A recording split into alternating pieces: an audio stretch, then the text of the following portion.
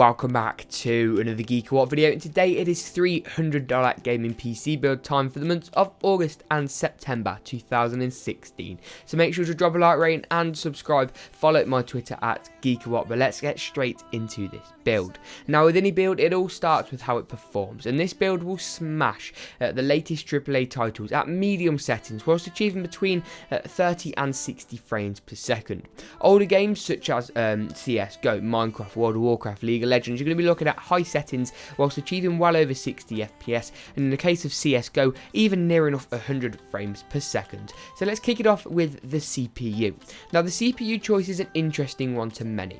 The Athlon X4 880 and 860K was simply out of the budget for this build, but what wasn't is a quad-core APU. Now an APU is normally is a CPU with a GPU into one unit, and you normally wouldn't opt for a graphics card. However, these APUs actually have very capable CPUs inside of them, and the CPU is a really solid choice. Because it's quad core, you're going to be maintaining compatibility with pretty much all of the latest AAA titles, and it's quite a nice design. It comes clocked at 3.1 GHz, which is healthy and solid. For the motherboard, you're of course going to need an FM2 Plus motherboard, which is where BioStar's Hi-Fi A70U3P comes in.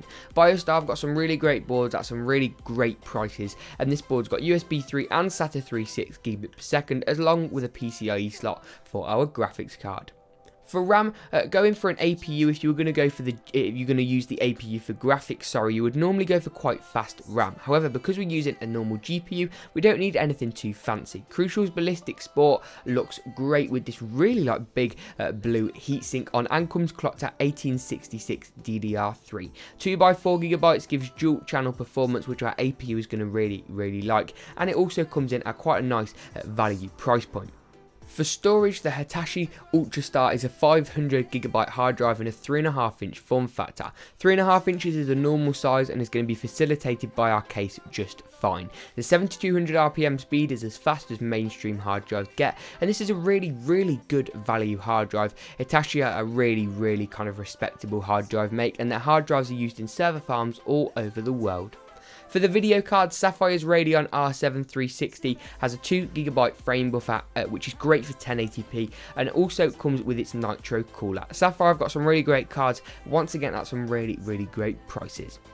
To house this build, the BitPhoenix Nova is an ATX mid-tower case. It's a really nice case, it's got really solid cooling options, room for up to an ATX motherboard, which is going to give you a little bit more room to play around with, since we're only gone for a micro ATX board in this build. It's got USB 3 as well on the front to allow for fast transfer speeds of memory sticks or SD card readers, that kind of thing.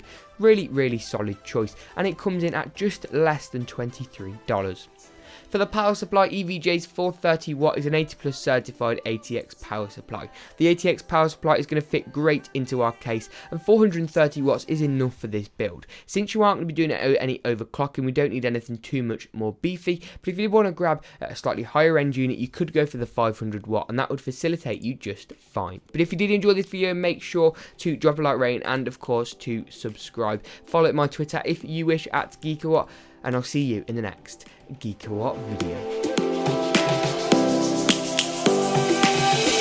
Lions roaring in the morning sun, searching for a longer day.